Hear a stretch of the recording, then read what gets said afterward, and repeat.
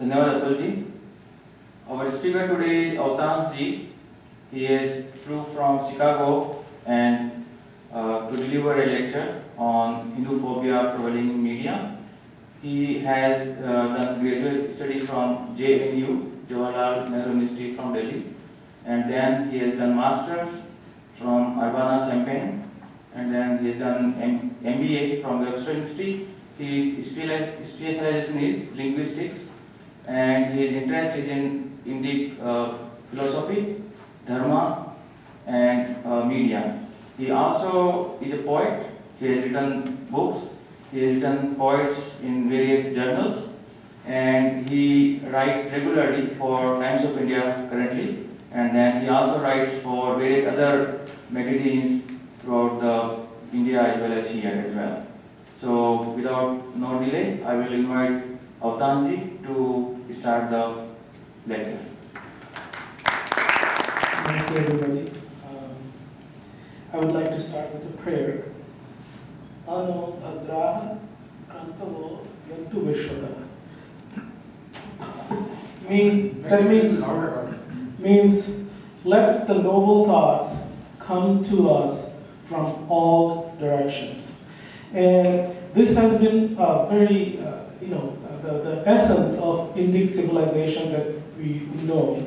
Indic civilization has been a civilization of ideas,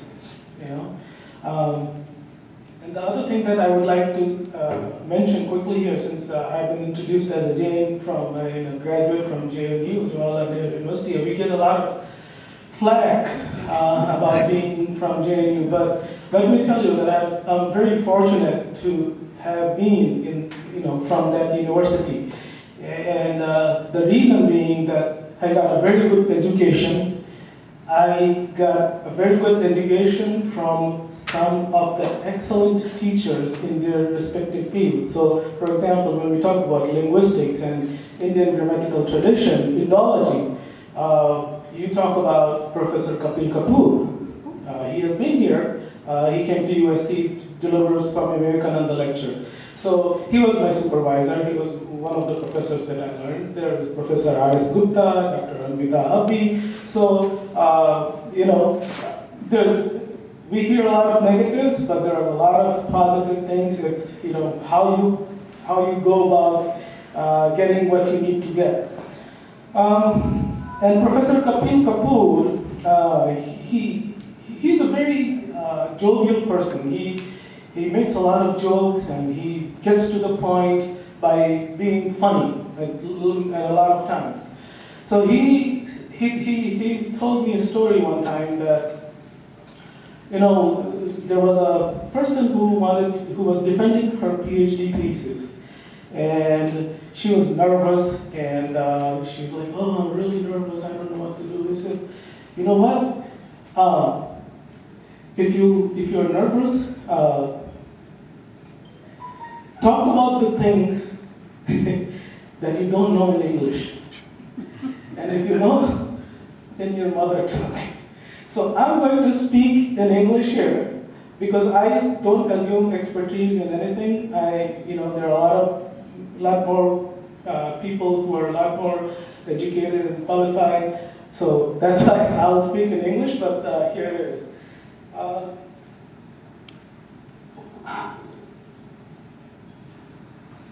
So I'll go through a couple of slides here and see what you see here.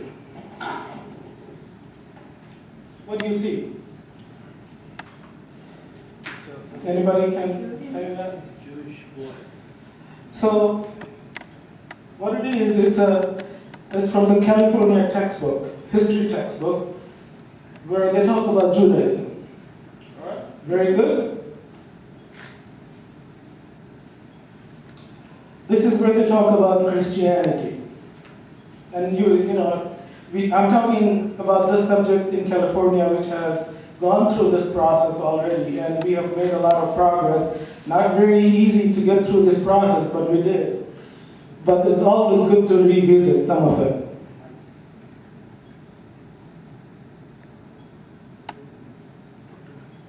Here is something about Islam. Again, from California textbook. What do you see? That's the California textbook about Hinduism. Never mind, I don't know what they're trying to show here, what they're trying to project here, but this is what it is. I don't know what gets to your mind when you see this, but this is not what Hinduism is, right? Even if we talk about a time when the British left and India was a destitute civilization, destitute country in terms of money, it wasn't always like that. Everybody wanted to go there. Like everybody wants to come to US right now. There was something about that Indic civilization. There was something about, it was the crown jewel of the, British Empire. How did we transform from being crown jewel of the British Empire, and when everybody wanted to come into India, from all those invaders who came and looted our temples, all the way up to the East Indian Company. What changed? Okay. Now this is the composite picture from the page. So what has changed? Why are we looking at this? Not just that. So what I'm trying to show here is this is not only related in terms of Hinduism. This is about Mauryan Empire. If you compare the Mauryan Empire, it's one of the largest empires in the ancient time that we had anywhere in the world. It extended all the way to the south and to the Afghanistan area at one point of time. And this is how they show the Mauryan Empire in the California textbook.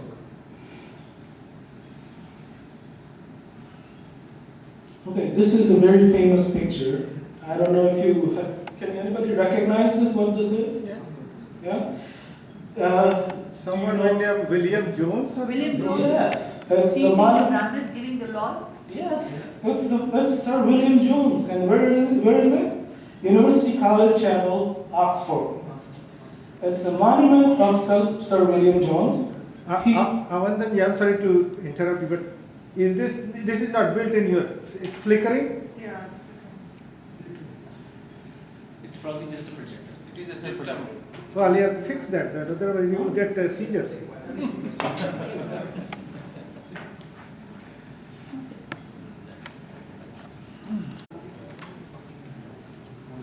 Okay, so this is a monument of Sir William Jones in Oxford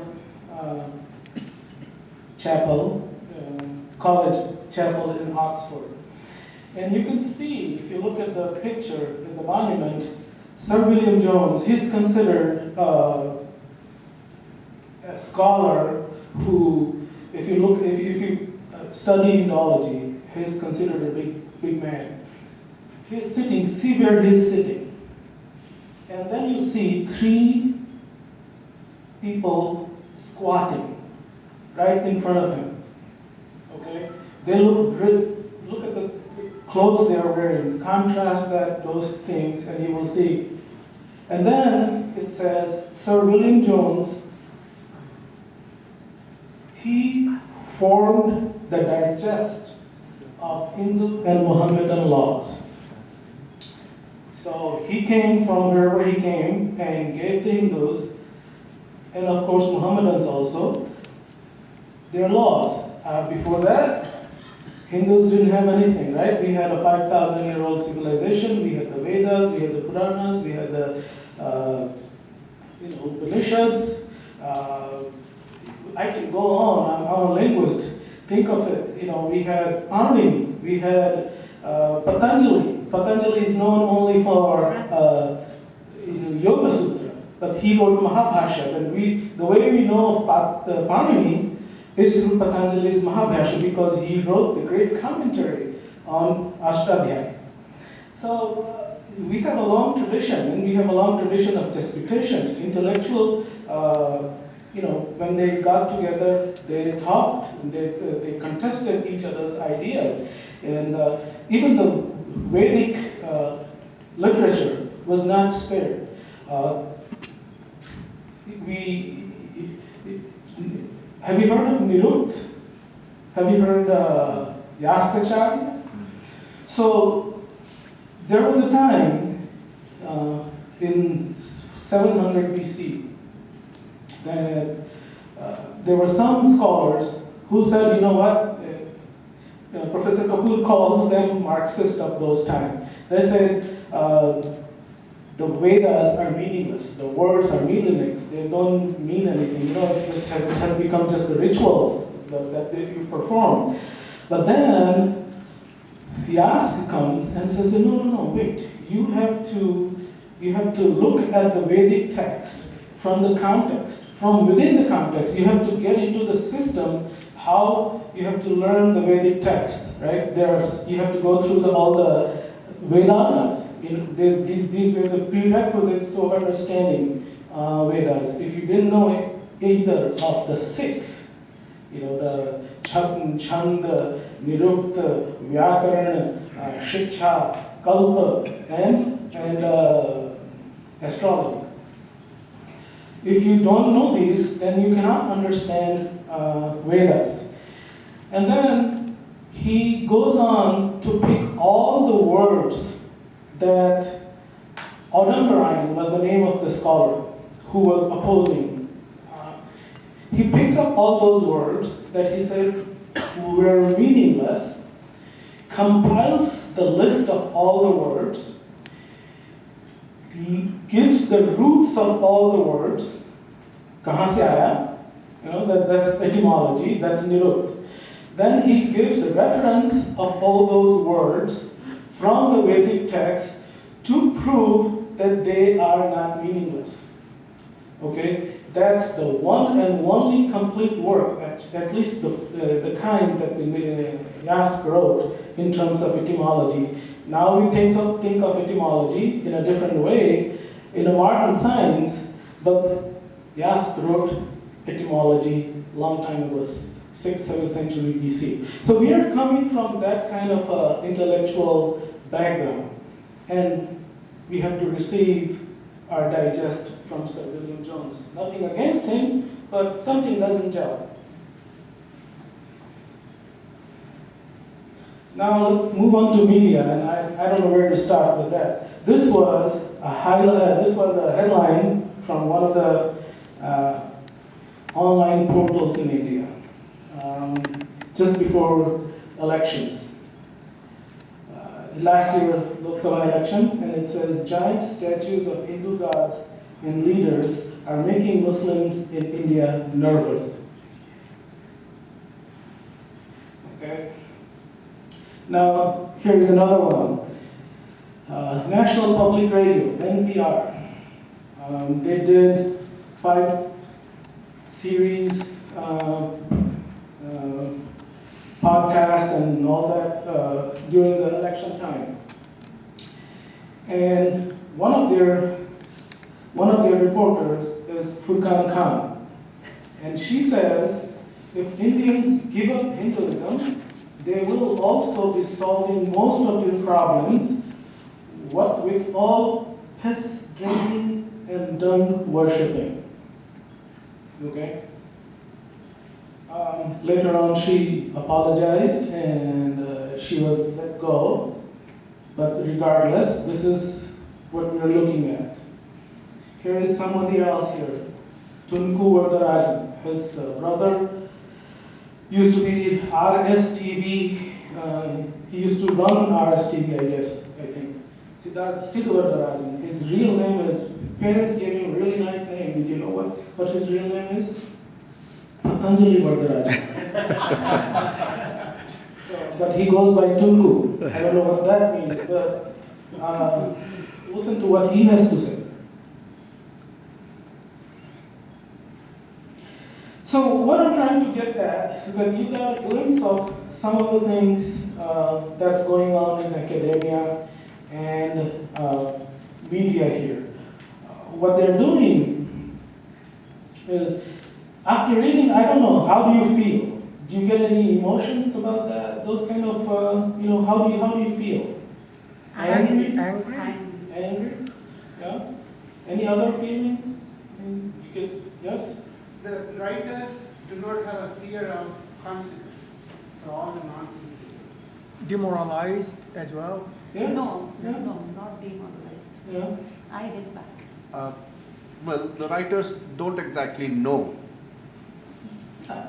That's a very good point, and I think to certain extent the problem may lie there because now it is forget about the however many hundred years of colonization, first by the Islamic invaders and then by the British colonizing, the European colonizing. Forget about that. It is 70 some years after independence. We have already gone through 3 generations. So we have already removed ourselves from what would have been a new foundation or new fountain of ideas, the way we should have talked about our history, our civilization, our knowledge system. That's already lost. So if you don't know, at least, I mean, here among the enlightened crowd, where I see that you are, you have some feelings against it. Many people may not, and that's because of the education system that we had, which kind of desensitizes you towards anything that you see against Hinduism. So in media, Professor Ramsey Jaluri, he teaches at San Francisco University of San Francisco. He has done a lot of work. His book is Rearing Hinduism. Yeah. And he started writing a regular blog on Today in Hinduism. Okay, so I would recommend everybody to read some of his blogs to see what kind of Hinduphobia. I haven't used that word so far yet, but I'm going to start using that word now.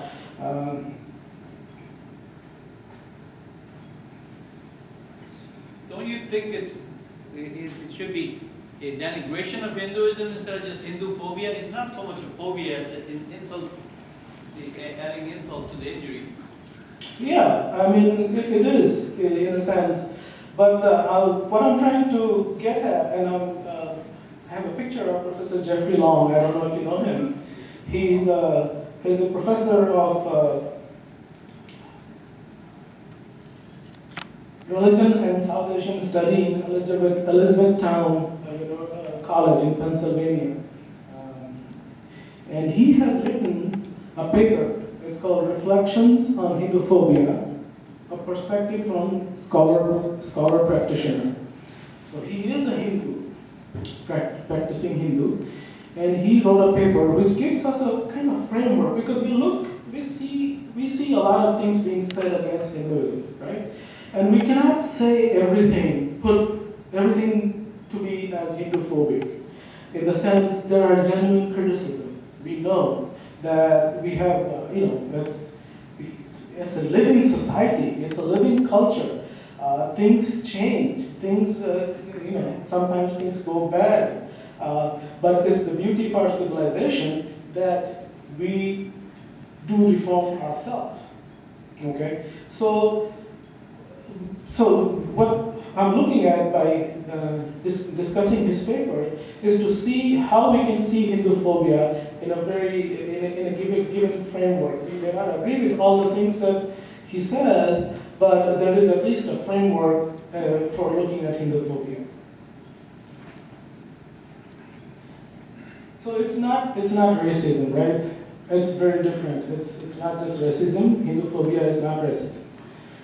So he defines Hinduphobia as an intense and deeply rooted fear and hatred against Hindus and Hinduism. It is not rational. That fear, intense fear, is not rational, but can manifest as intellectual claims that portray Hindus and Hinduism in negative manner. So this is very interesting here, what he says, it can manifest as intellectual claim.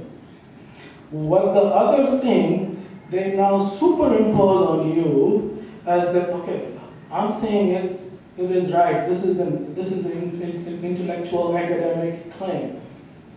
In that, how the practitioners themselves, who have been practicing it for thousands of years, feel their thinking or their opinion is totally nullified.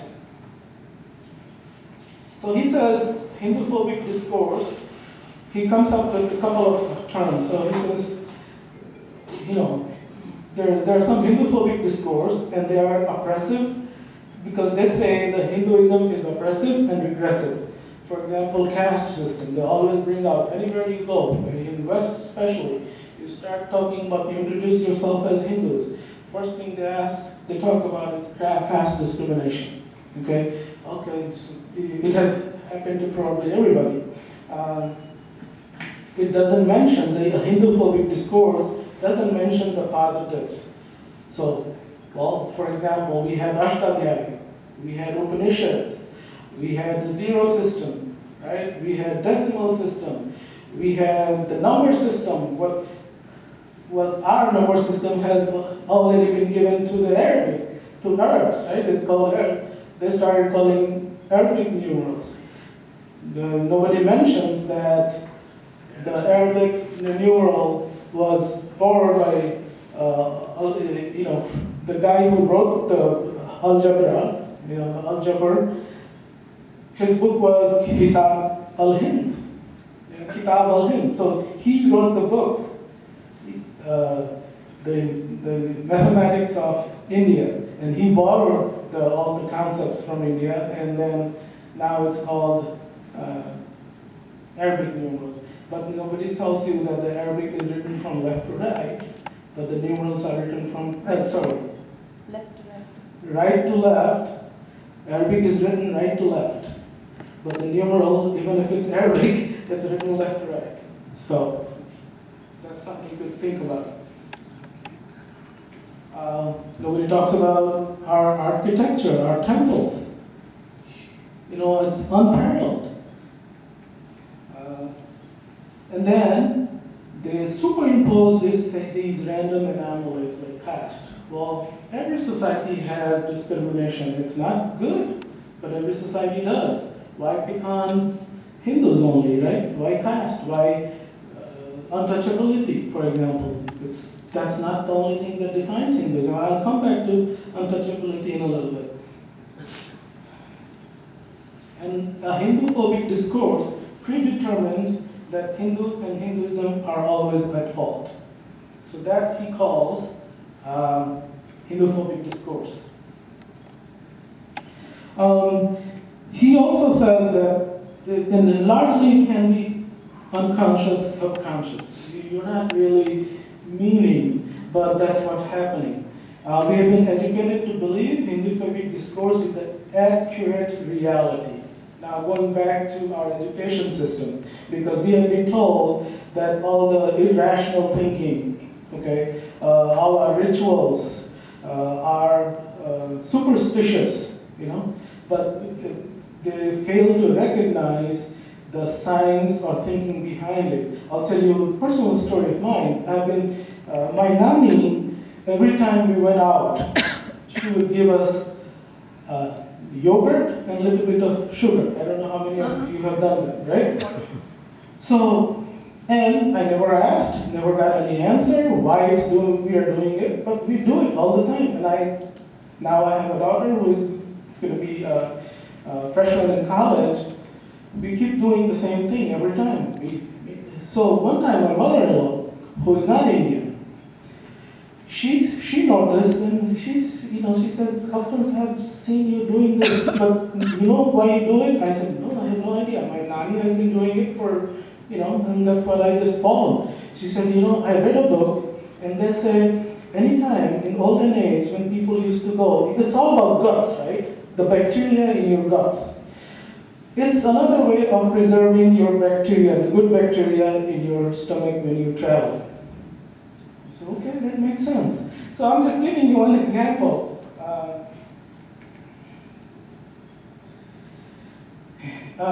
Hinduphobia is intellectual imperialism. It functions to strip validity and agency from Hindus and Hinduism. Now he goes on to test for Hinduphobia. If anything that you think is Hinduphobic, you have to, he says you have to put this in this filter. And the filter is there a scenario, short of their complete renunciation of Hinduism, in which Hindus might address their critique in a way a critic would find acceptable? If there is a situation where it can be done, then it's not Hinduphobia. But if you don't give the Hindus and Hinduism this agency that they can fix this without changing who they are and their philosophy, the inherent basic philosophy, then it's Hinduphobia. If the critique is something specific which Hindus might address while adhering to Hindu principles, or by means of Hindu principles, or are Hindus being criticized just for being Hindu? You know, if the answer is yes, then it's Hinduphobia. So he has divided Hinduphobia in these categories. So apparent has two different subcategories: tone deafness, genuine disagreement, and then there is real, open, deep, and in deep you have Freudian and Marxist. So apparent Hinduphobia is basically to offend Hindus. And then we have tone deafness. The tone deafness, he says, okay, it's the critical, very clinical dissection, where the intent may not necessarily be to hurt, but it's very cold. And then again, it depends on how the receiver takes it. But again, if you don't consider how it will affect the feelings and emotions of the people who are reading or understanding that, then it could be Hinduphobia. So it's devoid of any emotions. Yeah, and you don't consider the fact that 1.3 or a billion people, it may hurt them. It may be true, but there are different ways. We say, satyam bruyat, priyam bruyat, priyam bruyat. So that element is taken away. Genuine disagreement. In this category, there is a genuine disagreement, there is a genuine criticism, but again, it's largely subjective. You may consider as a genuine disagreement, but if the people who it affects don't consider it genuine, then it's Hinduphobia. So here you can see, how much time do I have? When should I stop? Okay. Real Hinduphobia is specifically aimed at undermining Hindu traditions.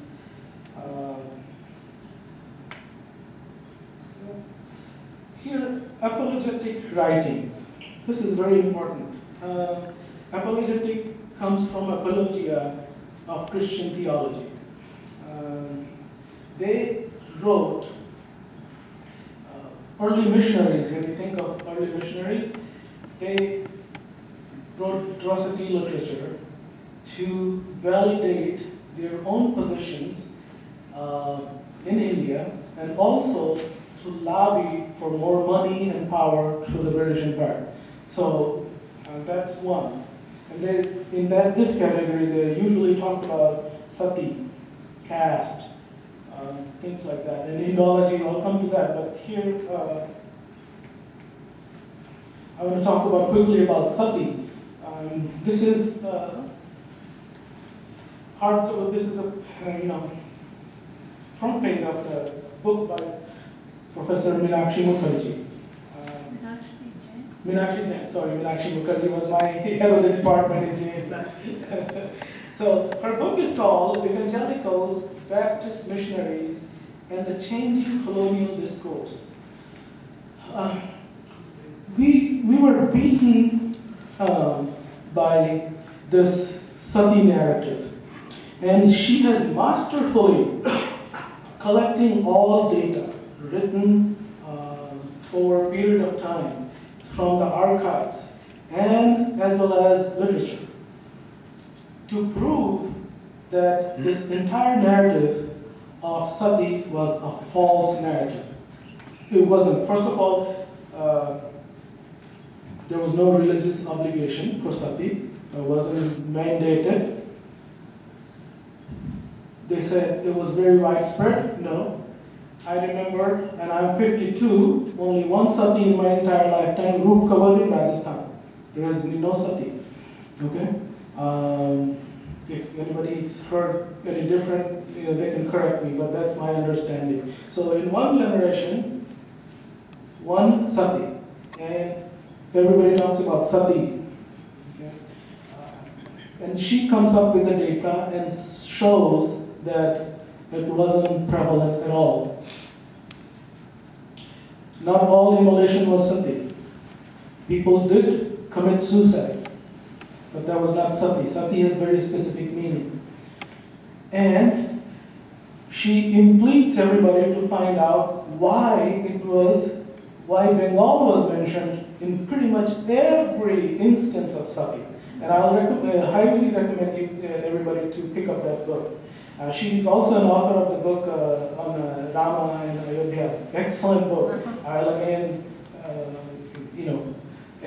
she has been given Padma Shri just recently. So please read that book. I wrote one of my pieces in Times of India based on her book on Rama just a couple of days before the Supreme Court judgment came out, Rama's exile in Times of India. Again, about caste, everybody talks about caste as much, it's discriminatory and all that. But if you look at this book by, co-edited by Prakasha, he's a professor in England. He basically says that the notion of caste rooted is primarily Western Christian, it's rooted in Western Christian theology. Division does exist in society, but how Varna became Jati, we know how Varna became Jati, but how Varna became caste, nobody can tell you. Okay? There is no theory about it, but we all know there exists casteism, and the casteism is discriminatory. And a lot of people die, and there is all kind of things that happen. But in this same book, they also challenge the data that they have about anti-caste violence. It's something to look at there. Another one is rape culture. This is the recent one. India is the rape culture, and all our academics and media people have been talking about it. But if you look at the statistics in US universities, you will be surprised. Now, Indology, how the demeaning of India started with the study of Indology, and I specifically want to mention Professor Vishwa Adalugri and Joydeep Bakchi's book here, Nay Science. Highly recommended if you want to see. This is a paradigm shift book, I call it. So he basically says that the prejudices that were built against the Indian in their literature and their society was a result of Protestant debates. उनके अंदर घर के अंदर उस समय क्या हो रहा था? What was going on? The debates. They just superimposed it on Indian society and Indian text. Worst, what they say, that the Indians are not capable of understanding their own text. We need to tell them. So but those prejudices got crystallized over a period of time in academia. And it is such that he himself, if you listen to his interview, there's Dr. Vishwa Adalugri's interview Alice Creary or something, the person who took his interview, you'll cry. I plead you to read that interview.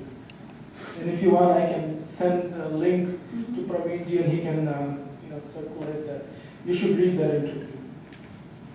He went through so much of discrimination, personal as well as professional level, because he did not buy this theory that Indians are not capable of understanding their own text.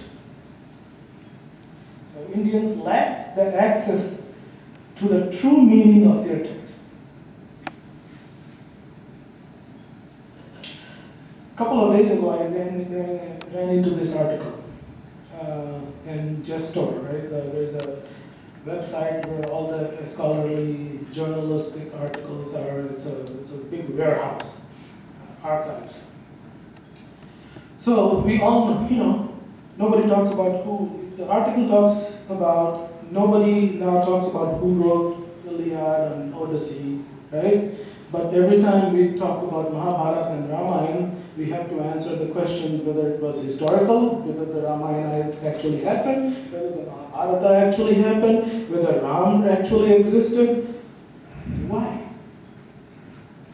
Right? And the answer is in the questions of history and objectivity and being critical. They are all very, very Western Christian notions.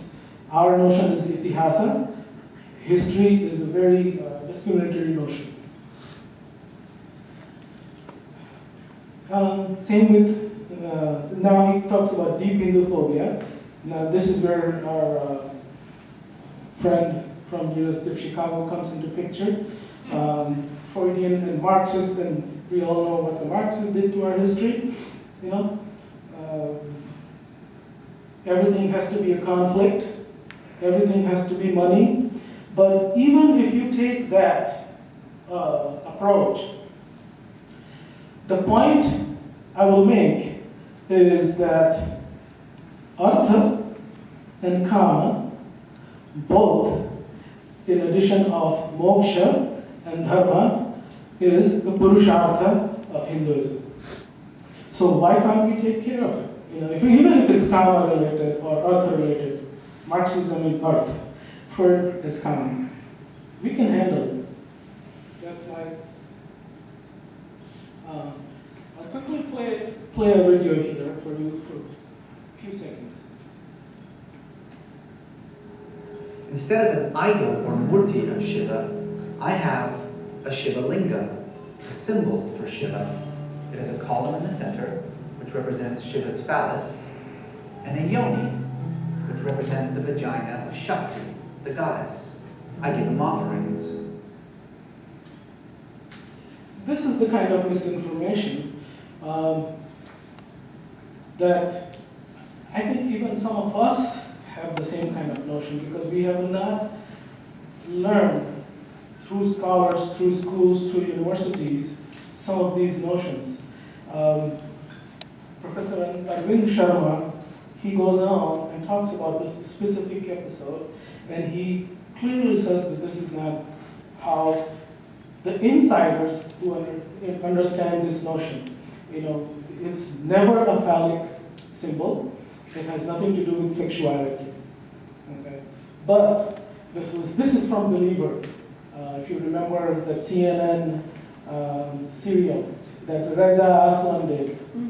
Okay, but these are the things that become mainstream. Okay, so this is another form of Hinduphobia. Here's another one.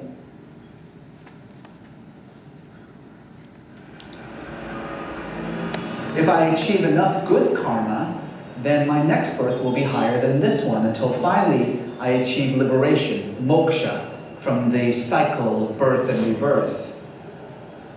But karma can work the other way too. And if I start accumulating bad karma, then I will have to pay the consequences of that in the next life. There's no such thing as hell in Hinduism, but there is something that's almost as bad. I could be reborn as an untouchable. So, if we are not telling our story, we have to hear from him, people like him, and that becomes the standard, right? What he doesn't tell you is the notion of karma is not static. You can change. You can change your own karma. It's again in your own hand to change your own karma. Okay? You can work hard, do something, and it will change. That's the basic notion. And another important aspect of this is dharma. My dharma, if you are destitute, my dharma tells you to help you.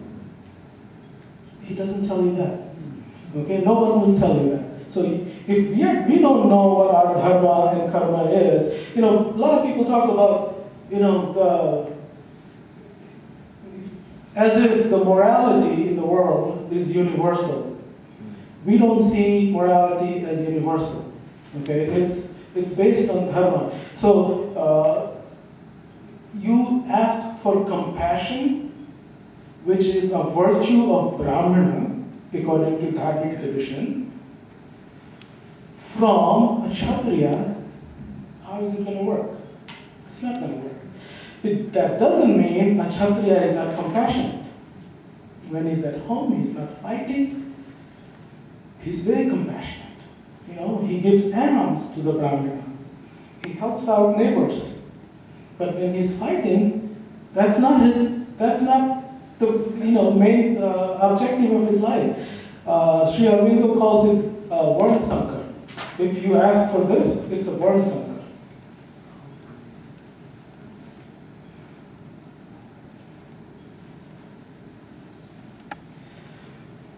So where is these kind of misinformation coming from?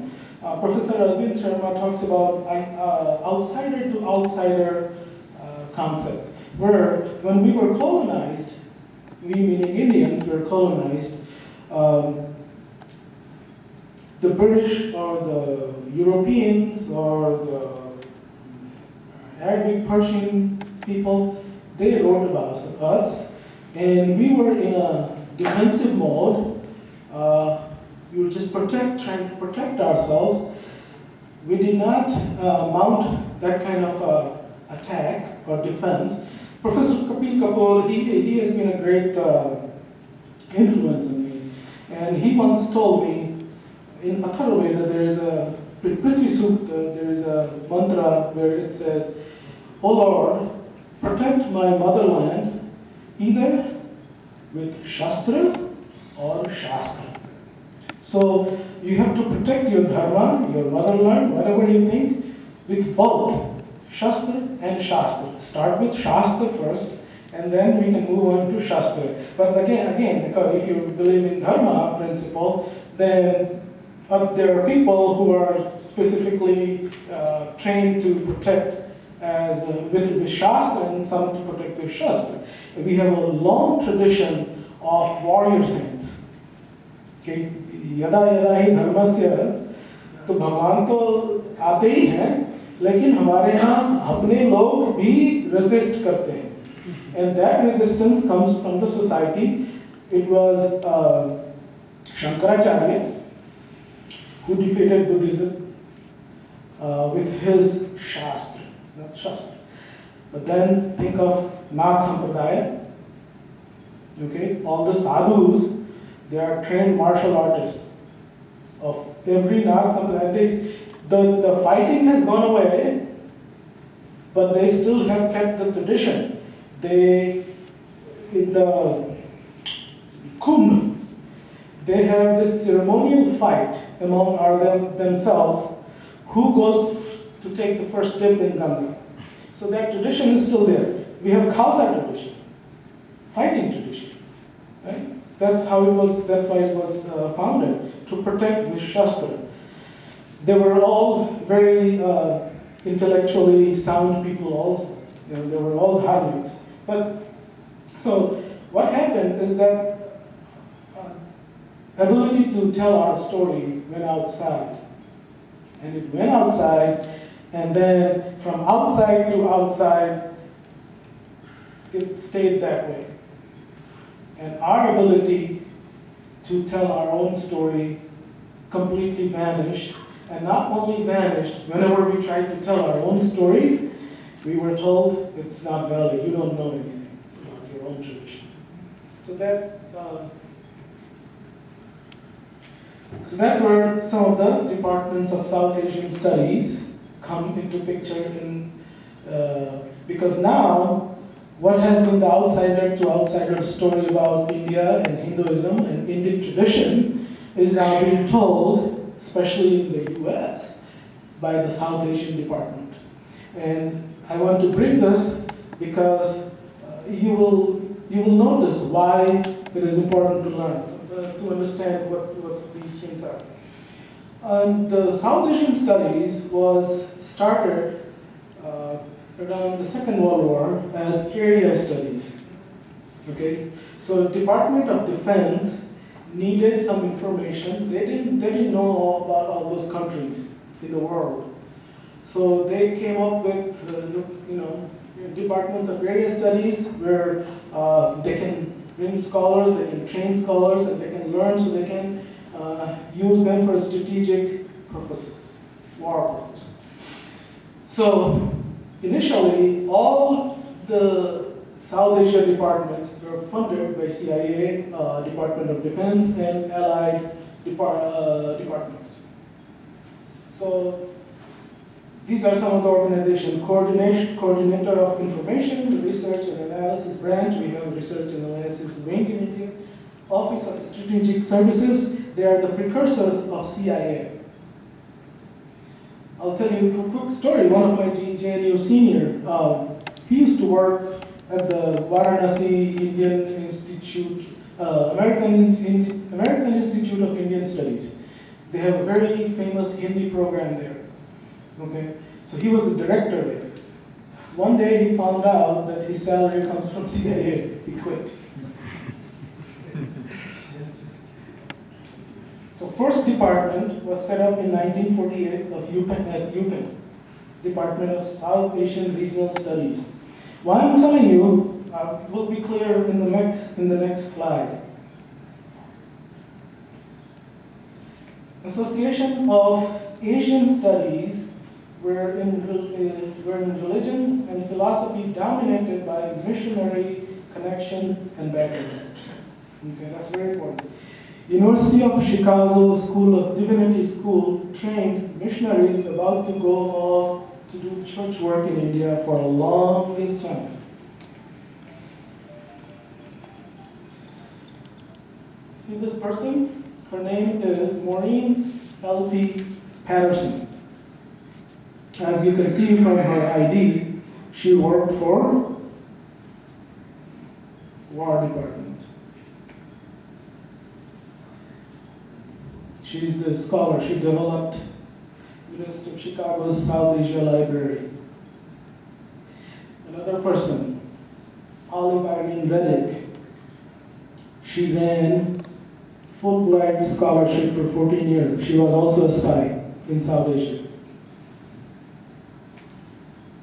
Joan Valerie Bondurant. She was also a spy. David Wendelbaum. She was also a spy.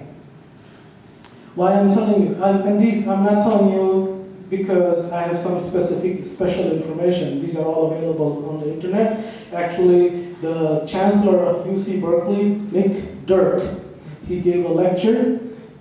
If you listen to his entire video, everything is all there. Okay.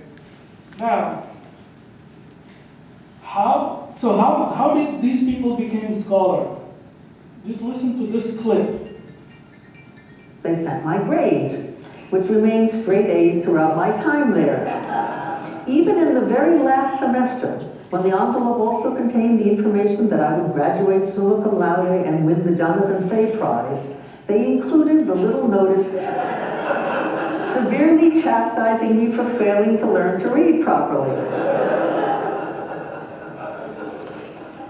When I went on to graduate school at Harvard, my life as a Sanskritist floated on in its tiny, unstructured paradise.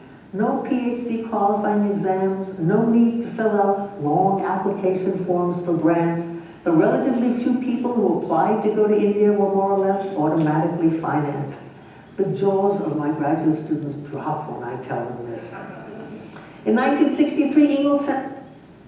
My jaws dropped too when I heard this clip. No application required, okay? She was just floating around as a Sanskrit, so just stopped by the Sanskrit department at Harvard. They gave her the admission in PhD, they gave her the grants, and now she tells me that I don't know my faith.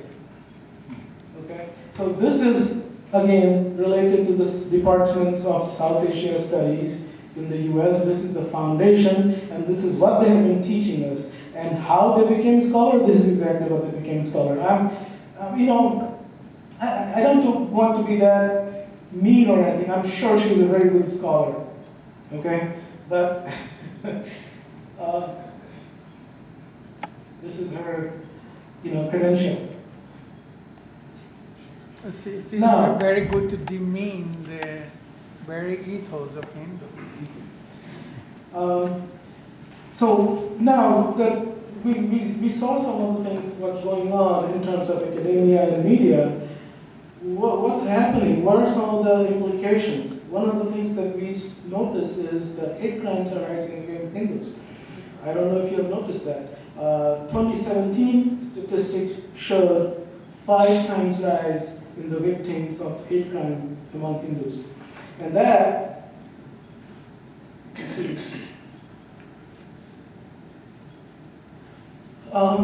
and it's a very hard statistics to follow because I don't know how they determine it's Hindu, I don't know, they don't tell you that. It could also be,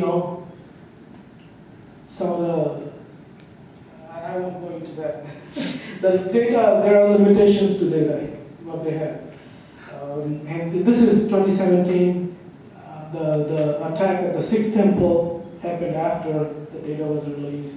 And then the Kansas happened after this data was released.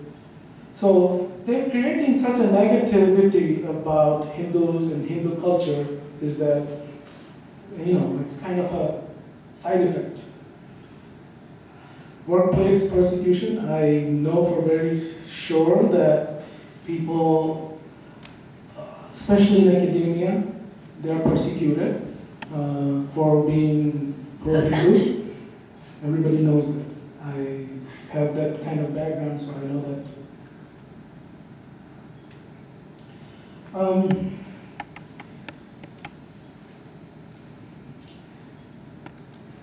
How do we go from here is the question. And what I would like to say is that we need to be aware and sensitive about it and be very open about discussing some of these things. And we also need to, we have a lot of older people here, we don't have a very young crowd here. We are, let's say, in the old Indian tradition, we are done. It's the future that we are worried about. What kind of environment we are leaving for our kids, our potential grandkids and things like that for the future generation. What kind of world they're going to be living in? Are they going to be persecuted again for some of the things? For being Hindu, are they going to be able to profess their faith openly? That's where the main question lies, especially in the United States, where we have to consider ourselves minority. I know it's hard for us to consider because we all come from a background where we have always been majority, or we have been made to think that we are majority. We don't act as minority in the US. We are a very minuscule minority. We don't take any privileges of minority, which is okay, but we have to understand we are a minority. And some of the legal legal things that are available to minorities. We should be aware of that, and we should make use of it. And we have to, one thing I forgot to mention is the bullying in school. When we're talking about kids, Hindu American Federation did a survey, where it found that most Hindu kids are bullied for being Hindu. When they put the tilak, or wear, you know, the thread here, or when they dress up for Diwali and things like that, they're bullied. And they're bullied for caste. So we have to be aware of these things, and we have to stop, give our kids the ability or the tools and the confidence is very important. Give them the confidence that they can stand up and stop the Hinduphobia. And thank you very much for being patient with me. I hope I have done something. And I will be happy to take a few questions.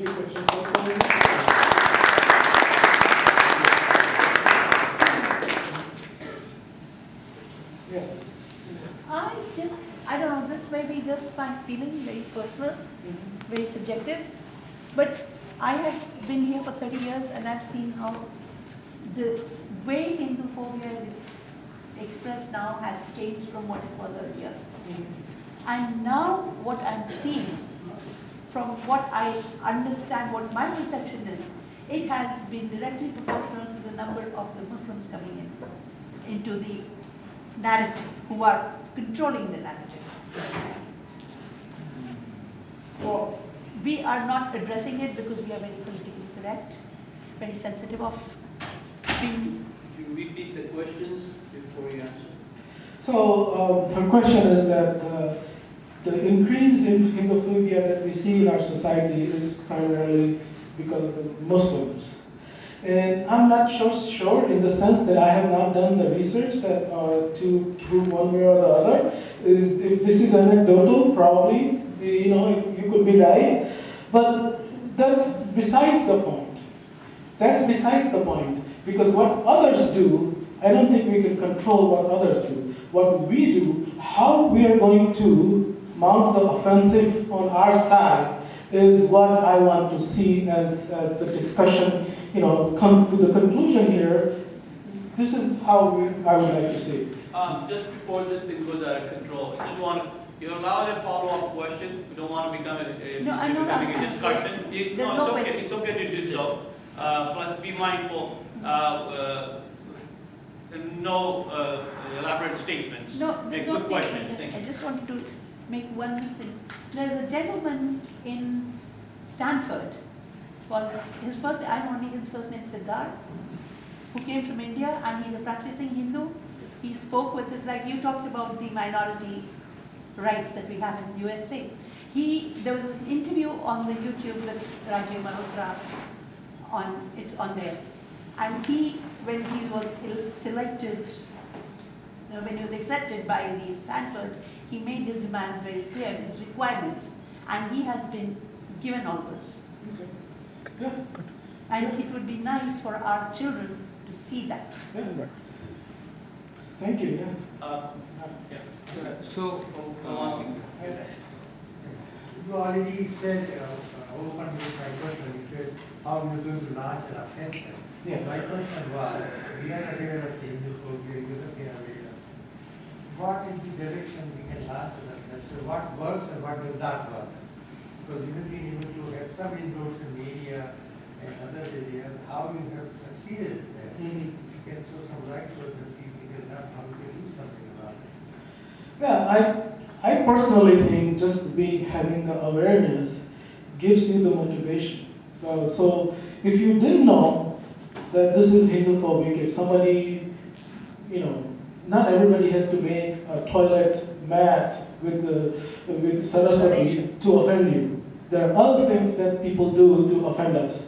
So we have to understand that what the intention is, And hopefully the framework that Dr. Luan provides gives us the ability to distinguish between the offensive and the genuine criticism, which because we have to keep that in mind too. If we are a good society, we are a progressive society, we have to accept the criticism. So what we can do is, I think, probably start from there, and then we can build out with the institutions and funding, and we can go on and on about that. Oh, sorry. So, sir, in US particularly. Sir, could you say your name before you ask the question? Oh, I'm Jayant Lokande. So in US, in your research, whom do you identify as the think tanks for the Hinduphobia creators? So it's the whole industry of, like I mentioned, South Asia study, some of the think tanks. And I don't necessarily think that all the time they're being Hinduphobic to be Hinduphobic. They themselves don't know, because of their background in education or the lack of education that they have received, the rooted in the Indian culture tradition, they themselves don't know that they are being Hinduphobic. Gentleman at the back. Yes, sir. So I have a Your name. question. My name is Revati Raman Rai. I want to know the South Asia studies can be replaced with some other names, like which it actually like tells us like Hinduism or tells us about the whole Bharatiya Sanskriti. It certainly can, but when we have our people who control money give millions of dollars to Harvard to do the same kind of research that the other people have been doing, that's not going to help. So you have to just to defund these places, but to refund, reestablish these institutions with your thinking. Yeah. Your own financial muscle. We have Mittal, right? Mittal Institute in Harvard.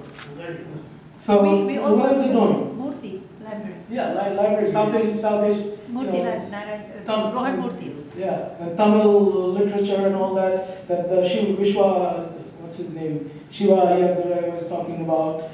So, you can't just give them money and say, okay. Put my name there. Yeah, and I will go even a step further. Why not establish that in India? Why do we have to come to West or Harvard? I mean, what is good? What good does Harvard do? It's mired in racism. It's mired in financial irregularities. It's mired in admission irregularities, and they have a good name recognition. But if you look at any of these things, why would anybody give them money? Professor Chaturvedi. Yes, my name is Shiv Chaturvedi, and I have one comment that we have done actually an presentation in terms of pointing out the real issues related to food. And also, I would like to add one more comment that because of the shortage of time, he did not present the other aspect. While the distinguished professors and academia criticizing and demeaning the Hindu tradition, they do appropriation of the ideas and put those ideas in a new bottle with new terminology. I have particular encounter with, for example, Benny Donega 3 times, and I interviewed 2 of our students for the faculty position to High State University. And both 2 students of her who did PhD with her, they did not have good recommendation about their professor, Bendy Donega. I know her personally many times due to encounter. They have deep-rooted prejudices and hatred. And I have several examples, I don't want to deal with it, but wonderfully I think a lot of things have to be taken care of by all collectively. But one thing I do not agree with you.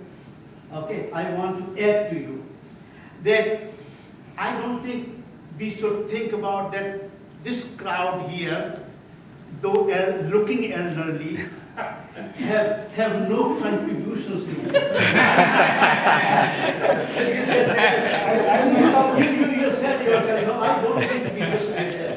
Okay. No, I was just mentioning because लोग कहते हैं ना कि अरे हमारा जमाना तो क्या बच्चों का है, in that sense. Yeah, I understand. Thank you for that, Dr. Professor Chaturvedi. Point well taken. Dr. Ambasta is back. First of all, you should not call yourself, you are just 52. Just turned 52 a few days You ago. should consider yourself as just a child. Especially in this crowd. Anyway, so if we take some stock of what you're saying, is that a lot of it, or maybe you can qualify it a little bit, some of it is ignorance, and some of it is subconscious. So again, it's not deliberate, right? And then some, as Professor Chaturvedi was saying, that is deliberate with some prejudice, and they have. So why is it? And what we can't really do, we can do something about the ignorance, and the subconscious probably will go with time, when more of us are here and more of us are being taught. But those who are doing it deliberately or with, what is this idea? Why they are doing it? What is your study about it? And what we should be doing? I mean, you talked about it, but if you can summarize that one, what exactly we should be doing? See, one of the things that stopped the Marxist and Nehruvian historians or the educators from talking about Indian history, Indian contribution, Indian culture in our curriculum, because they thought that they felt threatened that if we teach, then Musliman ka kya hoga? For example, they will all become very vitriolic or violent Hindu nationalists and all that. I also have issues with the terms, nationalists and all those things, because nationalism, like the basic issue with nationalism is the nationalism, the way it's understood in the West is not the same way it is understood in India. Indian nationalism is civilizational nationhood, where West, we don't go out and attack. Our nationalism doesn't mean we are the best and we are the superior and we attack everybody, we conquer everybody. West has a history of that. That's why nationalism is considered bad in West. So, now they put that superimposed with Hindu nationalism. It doesn't work that way. So that was the idea, that when they suppressed some of those things because they felt that it will blow up. But there is something, if anybody is here from psychology background, we know that we need conciliation. We talk about transgenerational trauma of the Hindu society. We have been beaten down. I mean, I don't say this lightly. With all knowledge and humility, I say that we have been beaten down badly over centuries. It's a wounded civilization, to use his word. Naipaul's. It's a wounded civilization. So, but how do you heal the wounded civilization? Not by hiding the wound. Okay, that's why you go to therapy, to talk about it. And we have never done this talking. We haven't had the conversation. We haven't had the dialogue. And it's blowing up, maybe in the wrong direction. It has not even stopped. Excuse me, could you stop this conversation, because the other people need to ask questions? The gentleman in the gap shirt, please say your name and then. Yeah, Anand Vishnoi. And as you actually shown on the video, like the gentleman actually telling about the Hinduism. So if we are not telling our kids the real Hinduism, then they will tell us. Yeah. So shouldn't we actually add this Hinduism? And what I know, like Hinduism, like code of conducts are coming from the Vedas, which I didn't read and I have not actually seen at all. Should that actually, like Vedas studies in the mainstream studies in India itself, so that people will know the real Hinduism, and then they can tell us, once actually we see in our India education then they will also know from our education, oh, they are teaching, it means that is actually correct. Yeah. So I think we should take some measure to start that. Otherwise, we will keep actually seeing this type of thing. Absolutely, you're absolutely right. We need to, first of all, in order to teach, you need to learn. And in our tradition, we talk about two aspects, Shraddha and Adhikar. So you have to read the text with Shraddha. Then only it gives back to you. And then comes Adhikar. Adhikar means not power, but you become, empowered. Thank you. So we have to become Adhikari by first learning ourselves. If we don't know, we won't be able to tell. I don't want to take away your stage here, but isn't there something in Indian constitution that the others are allowed to do and Indians cannot Yes. have their own? But anyway, we'll get into that. Mr. Srinivas. Yeah, my name is Srinivas Patwari. You talked about sati, paddhati, and untouchability, but we have not touched upon untouchability here. So, is it we have to? When somebody asks me, you are practicing untouchability and it is there in your religion, in what way we can defend, or we just have to accept it, or that's the question. Actually, the clip that I showed talks about untouchability, and that's where it gets to. And that's when it comes, we have to accept. It's right there in front of our eyes. We cannot deny that. Okay? And maybe we should feel ashamed too. Right? But we should also say that, now, for example, Ram Nyas head is going to be Dalit. Right? The person who laid the foundation of the Ram temple is a Dalit. Our president, the president of the Republic of India, comes from that. No, Dalit, right? He's Dalit.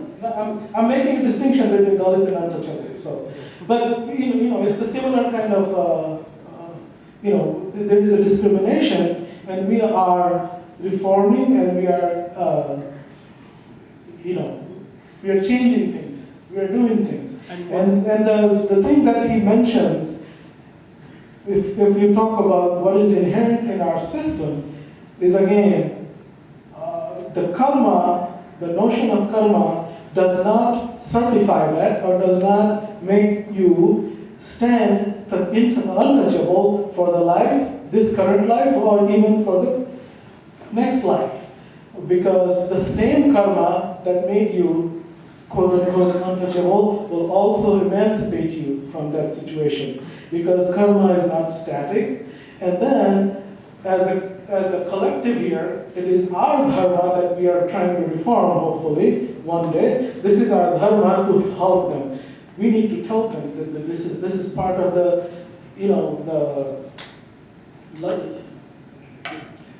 Before we ask the next question, the reason why I was smiling was just as you said, we have to be shameful of our untouchability.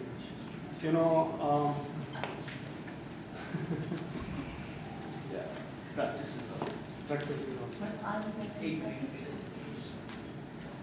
I forgot. The reason why I was smiling when he talked about that, the reinforcing, the putting people Dalits in a position through reservation, whatnot, I feel it's reinforcing the caste also than helping, but that's a separate untouchability is issue. helping, other religions to pitch in and convert all the Hindus. Why don't we carry that conversation after, during tea? Mr. Kashalkar.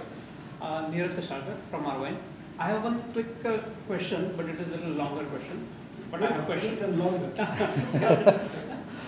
Question is quick, but it is a little longer. So in my office, for example, right, there are a bunch of non-Hindus, Christians, and they are Orthodox Christians. They want to come to our Diwali program, Navratri program, want to learn all these things, right? So though this Acadamia and all these things, what we agree with you, but right, they are going, oh, this Hinduism is this and that, but normal American, if you properly approach, right, they think, oh, this is all, not right. They understand that, right? So aren't all this, whatever we talked about, they are also on short end. They are actually not getting what they're putting in. So our approach, I feel, is just approaching directly to normal people rather than fighting at this academics. Is that the right thing to do, or how we should go about that? What is your thought about it? I don't know. It's tough. But if you ask me personally, I would go to the route. If the academicians are doing it, I'll go talk to them and I'll try to work with them. Or I guess I don't know the real good answer, because I also live in a very similar kind of situation. I'm married to Polish Catholic, so you can see how you have to navigate the world. There's good, bad, and everything, but where you have to stand up is to stand up for yourself, no matter what your surroundings are. But if I could just add, we can't just leave everything to the academician. You have a role to play in the society as well, which you're doing very well. You have a follow-up? Sorry, one quick follow-up, right? So the point is basically, these guys want me to go and buy the kurta, buy the dandiya, teach them the dandiya, right? They want me to come to the church also, which I don't mind, right? I'm not going to convert or trying to convert, right? So fighting this peak battle with academia is one thing. But if we just win the hearts of the native people here, we don't care about this academia, isn't it? Yeah, that's perfectly fine. But my contention will be that there has never been conflict, if you're looking for from Indians' perspective, because we believe all truths are truths, or they are all equal. But when I'm faced with threat, I have to stand up, no matter who does. Absolutely. The gentleman in the glass, that you raised your hand. Thanks. It was actually a follow-up response to what Uncle initially mentioned. That Could you stand up and say who you are? I've been here for a couple of times. As Sir was mentioning, how do we actually respond to this? My question to you was, there are certain organizations, like take for example ISKCON, that apparently has a certain group of members who do respond to certain questions that are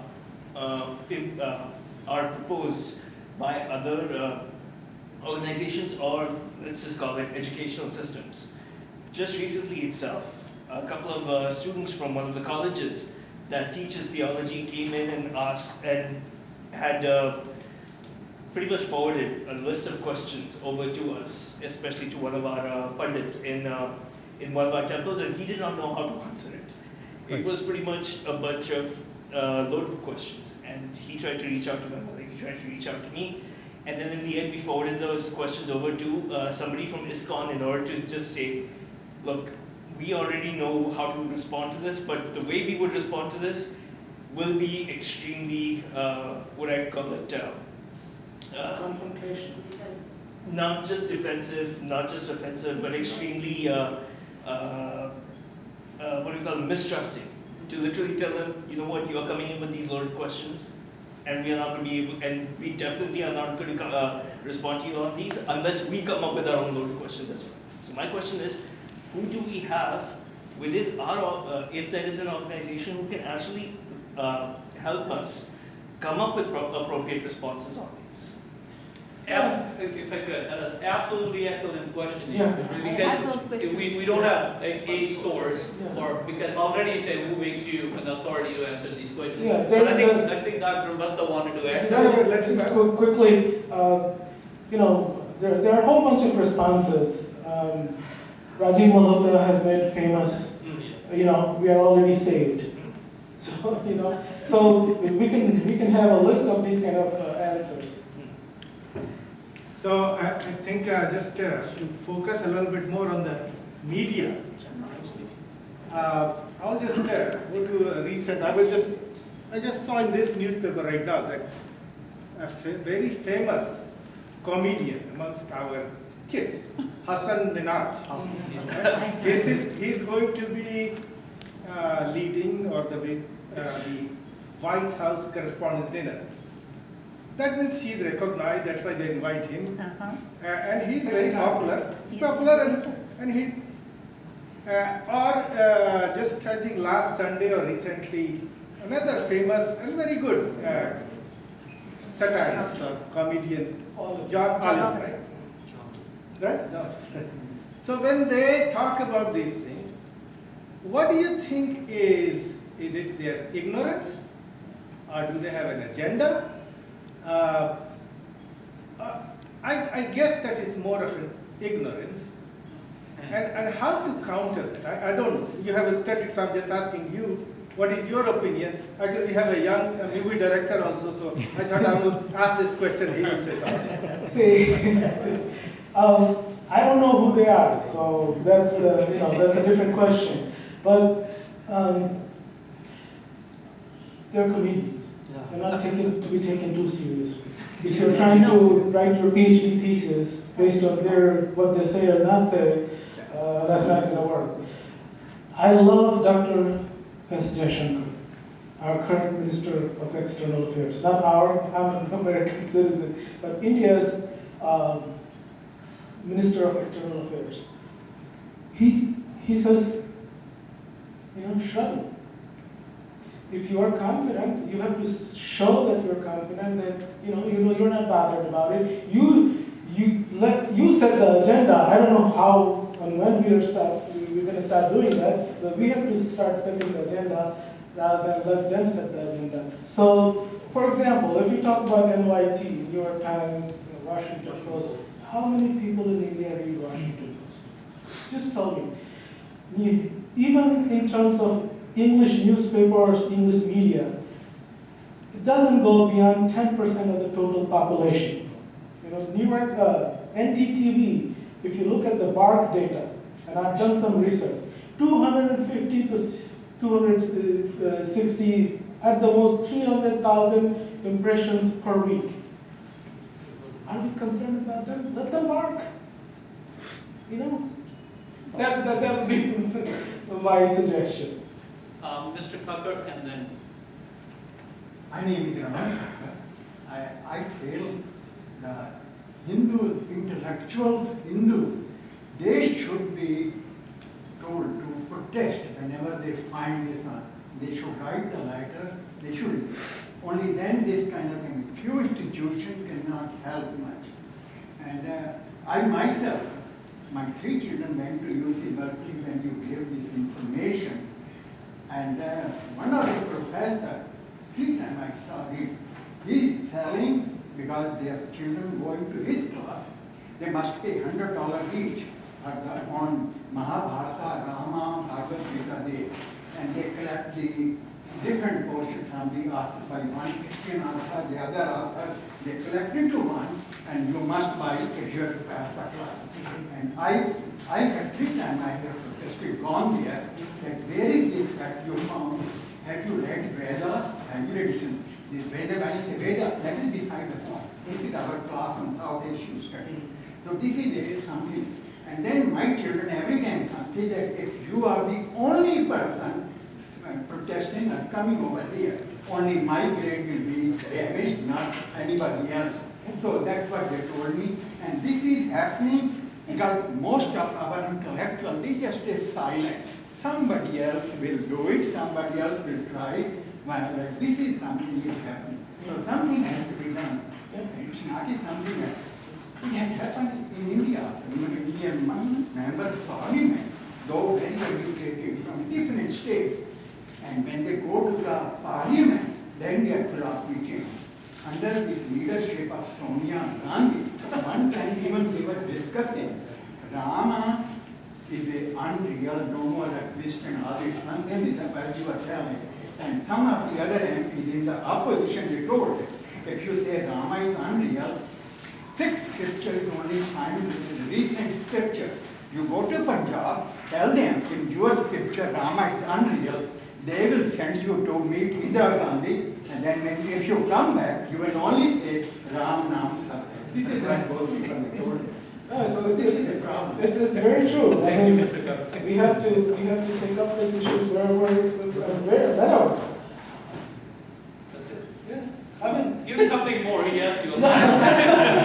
No, but that's the approach we have to have. I mean, I have, everybody, I'm sure we have had kids and they went to school, and if you see you stand up and you speak, that's the only way. The You have to be counted. real life example I can give you is, having grown up in Canada, the Sikhs, when it comes to it, they don't worry about it, they go for it, they get in your face. So I'll make another comment, but right now, Harry, it's you. Yeah, Harry Potter from Thousand Oaks. Tried to ask you a question also, link it to earlier conversation. You talked about being uninformed, majority of these people, rather than having a nefarious design in their mind. I am going to the latter. The reason is it's constantly the way USCRI of International Religious Freedom Committee, or the way John Oliver brought up, it's not uninformed, it's not just anecdotal evidence. So my question to you is, I've observed State Department being extremely old school Cold War mentality while the Department of Defense has moved on. Is there anything institutional that we can do to fix the misunderstanding and the nefarious design coming out of State Department, which funds all the other schools that we talked about? So do you see the same dysfunction within the US government where Department of Defense is more pro-India while everybody else is old school still? And I don't know, I haven't studied that much in that sense, but I will tell you this. We all know about Pavlovian theory, you give the dog the bell and the food, it comes. And we have to stop doing that. We have kind of made this mainstream that you say something, chalta hai, don't disturb, don't ruffle feathers, don't disturb the peace. Somebody has to die for peace. Absolutely. Okay? So I'm not preaching violence, but think about it. Somebody dies every day on the border or other places or inner cities so that we live in peace. So let's keep that in mind.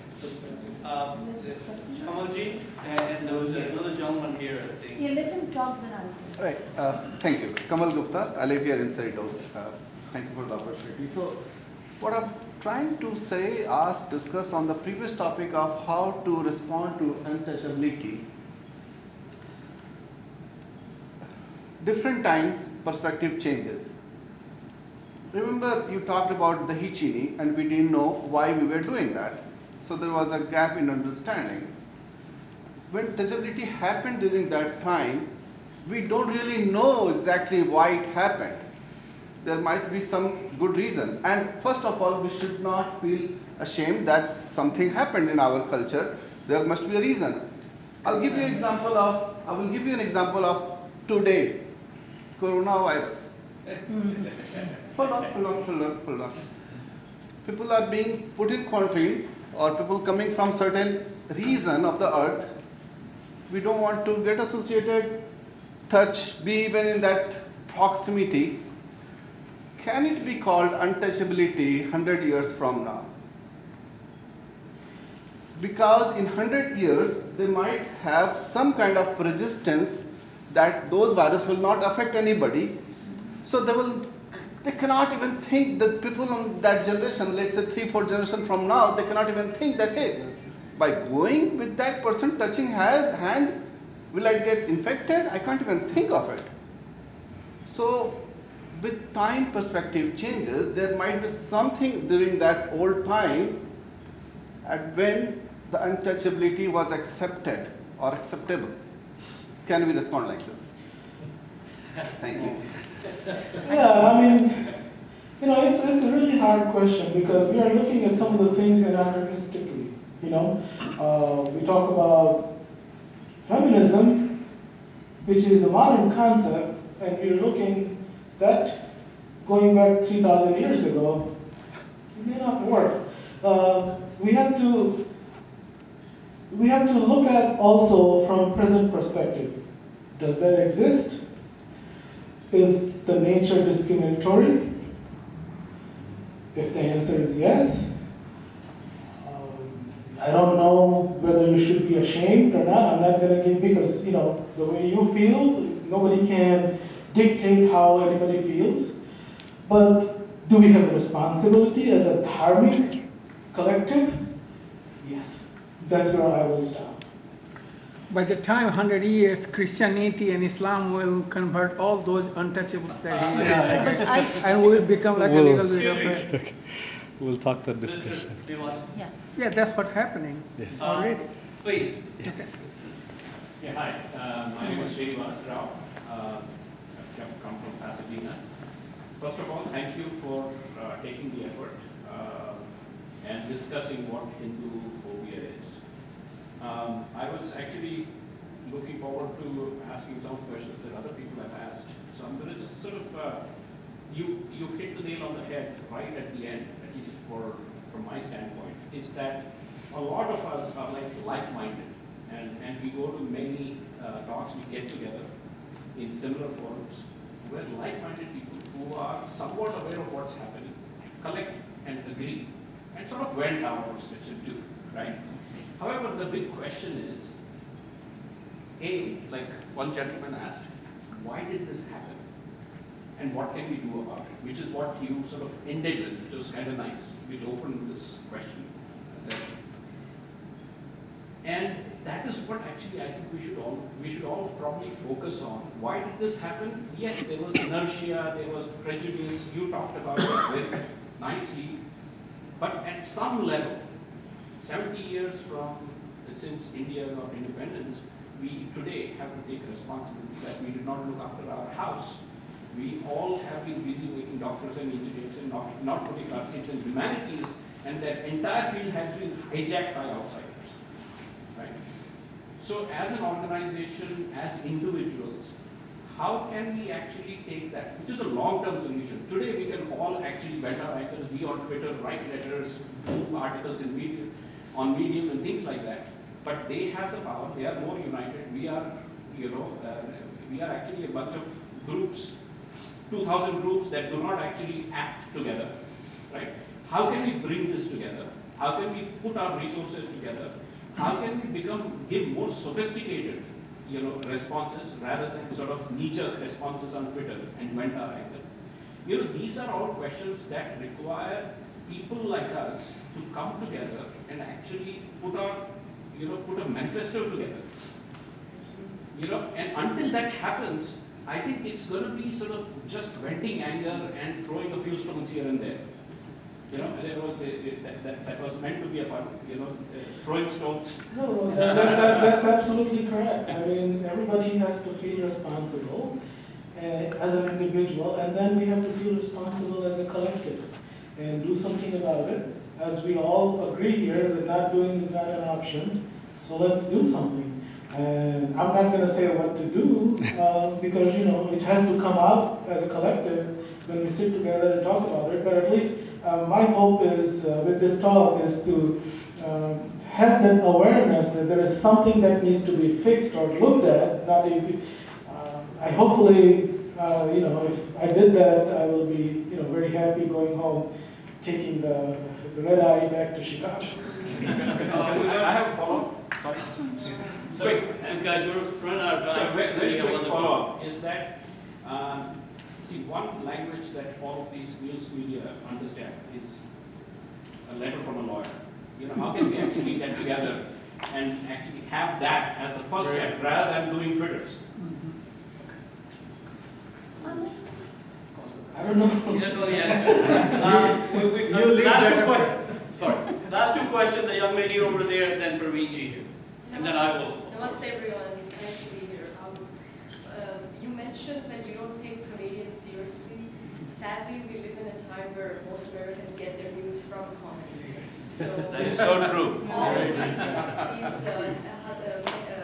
Minaj and all these people, unfortunately, they whatever venom that they're spewing is being heard, not just by Americans, but also by the Indian American community who are clueless about their own history.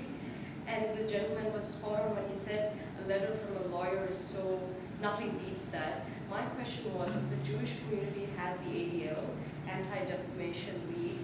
They're very powerful and they've been very effective. Is there something like that for us? And if not, it's a high time that we set that up, because that's the, I mean, when you take legal action, they have to think about it. Letters to editors and all get chucked in the bin, and they will not respond to it. So. Yeah, you're very right. I mean, with the letters to editor, it's still, there's an editorial control what goes into the letter to editor. But you're right, and some of the organizations, maybe Hindu American Foundation does some of the work that if everybody thinks that we need to empower them with more money, please do. Because this is the time that I know I've been working with them, with some of our local representatives, writing to them. They're helping us with giving us the tools to work with them. So, you know, Dick Durbin is our senator, and he's one of the guys who wrote the letter. So we're working with the Hindu American Foundation to reach out to him and you know, trying to get an audience. And it's hard. It's hard because they know that we're not you know, insignificant. We're definitely minuscule in terms of the vote bank, but they also know that we're going to give them money anyway because for the past how many years, 80% have been voting for them, so they don't care. But once we start showing up, I mean, they were surprised that when they started getting letters. So everybody has to have those tools. I mean, how many times have you gone to your local congressman and talked about your problems and wrote a letter to them? I have talked to people and they just, you know what, you know, I don't want to be in public. Then face the consequence. Well, Ms. Jaluri, you mentioned he talked about having our kids in humanities and media communication courses. I did it in the 70s in Canada. That's part of the problem. Yeah. Having said that, it's not only the Jewish Defamation League. The Sikhs have a very, very strong. Hindu American Foundation is a good organization. You know, some people have some misgivings about that, but yes, of course, the need of the day. The question is how to get it together. And one of the things you said earlier, 70 years of independence. The curriculum in India has been corrupted. Again, I don't want to lecture. I do have some things. Just gentlemen here, will ask the last question because I'm holding the mic here. So I think last year in October you wrote an article on Hinduphobia in US elections. So what prompted you to write this lengthy article in Times of India? So that article was in relation to Tulsi Gabbard. And I knew that the day she announced, I wrote an article in Daily O. And I knew that some of the issues regarding Hinduism will come up. It could be positive or it could be negative. But what prompted me for this specific article was one of the interviews that was done on NPR. I think it was, it comes in Chicago around noontime. Robin Young is the anchor. I forget the name of the program. Where, you know, she asks her about faith, asks Tulsi about faith, and she talks about her faith, and she chuckles and says, "Oh wait, it's a cult." And she says, "No." And she says, "So you don't think it's a cult?" I'm just paraphrasing, and I'm not, you know, don't quote me directly for that, but I will ask you to go to the archive and listen to it. It's very offensive. How do you know what my faith is? What gives you the right to tell you that, you know, your faith is cult and this faith is not cult and whatever? So that, and then the Russian thing came out from former First Lady. So that's the kind of thing that prompted me to write. And I've been very interested in our identity. So I've been looking at the question of our identity, how we see. I mean, nobody questions Barack Obama for being black, because that's how he identifies. He has a dual parentage, right? Black and white. But nobody questions him about his identity because he says he's black. Why am I being questioned? Last question to you is from me. All these problems, a lot of these problems that we're facing, whether having to defend against comedians to additions to local school boards, don't you think some of that movement had to start from India, where they're getting, ostracized for being Hindus by other Hindu leaders, and a curriculum which has been corrupted for the last 70 years? Don't you think you start from inward, outward? Because it's hard to go from out to in. I would say,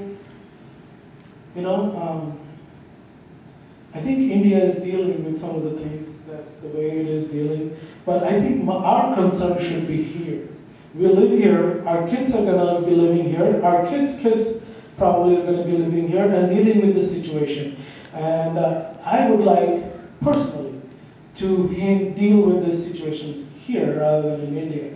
And that's, I think, is one of the problems that we have in our community, that our politics is mostly guided by the Indian politics. We have to, it is there, it affects us, but now we have to kind of tune that up for a little bit because, we got people there, they're dealing with it, but this is our country now. We live here for a reason. We chose to live here, and we want to live the way we want to live it, then we have to start working here, in this society, in this country. Thank you very much. People